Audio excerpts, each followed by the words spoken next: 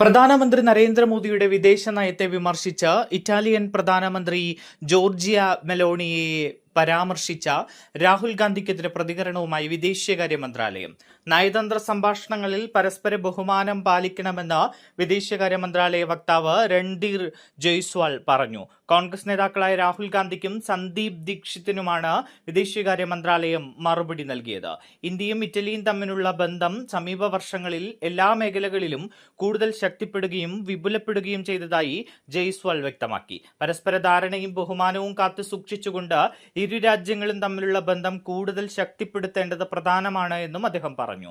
ന്യൂഡൽഹിയിൽ നടന്ന കോൺഗ്രസ് ദേശീയ കൺവെൻഷനിലാണ് മോദിയുടെ വിദേശ നയത്തെ രാഹുൽ ഗാന്ധി വിമർശിച്ചത്.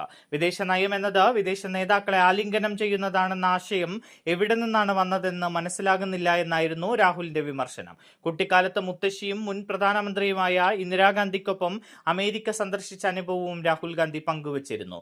രാജ്യാന്തര സന്ദർശനങ്ങൾ സുഹൃത്തുക്കളെ കാണാൻ പോകുന്നത് പോലെയല്ലെന്നും രാഹുൽ ഗാന്ധി വിമർശിച്ചു.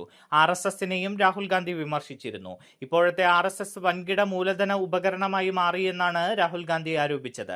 രാജ്യത്തെ മനസ്സിലാക്കാൻ പുരാതന ചരിത്രത്തിൽ മാത്രം ശ്രദ്ധ കേന്ദ്രീകരിച്ചാൽ പോരാ എന്നും ഇന്ത്യ ഇന്ന് എങ്ങനെയാണെന്ന് മനസ്സിലാക്കണമെന്നും രാഹുൽ പറഞ്ഞു.